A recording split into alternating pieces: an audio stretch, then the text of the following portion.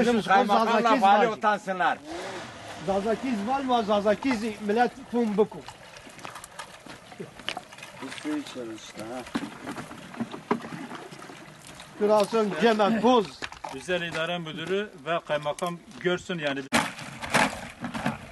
O haberdir işte ha, o poz haberdir.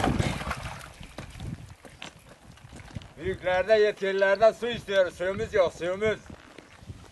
Şu anda Sayın Kaymakam ve yetkilileri görsün. Bak arkadaşlar su açık suda su çekiyor. Bulanık, boz. Hala bu su sağlıklı mı, sağlıklı değil mi? Bir baksın, görsün. Ya zaten hayvanlar Bu burada da- geçiyor. Hayvanlar zaten içiyor. Hayvanlar bu suyu içmez. En az da 40 hane bir köydür. Biz suyu istiyoruz diyor. Yok suyu çekmişiz. Suyun var mı yok mu? Hala bir görsün nasıldır. Arkadaşlar hala bir görsün ha. İçiyor hem yemek yapıyor. Hayvanlara ver. Her şey bu sudur.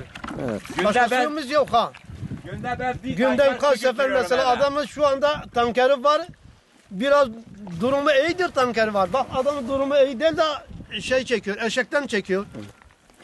Kaymakam Bey'e bildirdik de özel idareye. Bir daha Cumhurbaşkanı da atan bildirdik. Vallahi Kaymakam Bey'e bazı gittik de 15 kişi de gittik de 5 kişi de gittik de 30 kişi de gittik. Çare bulamadım. En son bugün dün gittim. Bana dedik de hani senin evrakı elinde evrak mı bir şey yoktur ya dilekçe yoktur. Ama özel idare şeyde vardır. Yazı işlerden her şeyimiz var. Kayıtlı vardır. Çıkartamadık. Ya Bize dedi gelmiyorlar, yok. uyarılıyor. Özel idarede diyor var. Bizi kandırıyorlar ha. Bilmiyorum da bunun içinde bir iş var ama anlamadık. Bak 9.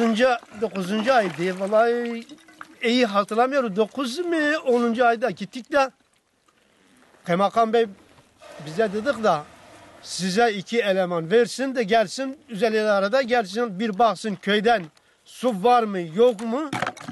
Hala 2-3 ay geçti de hala bir haber gelmedi. Kimse gelmiyor.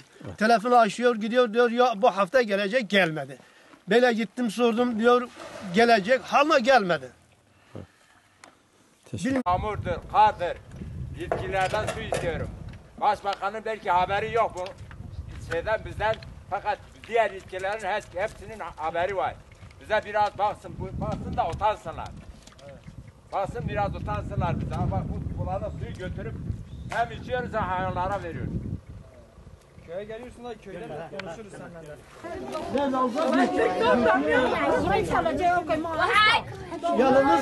Yalnız mehev. Çok mehev. Çok mehev.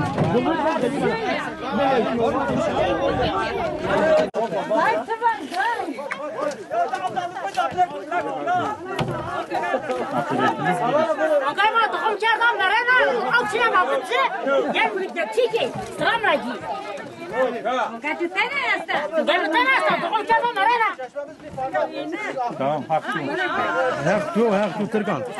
Hakkı. Ha, kıranda bırakırlar ya. Bu güzel daha.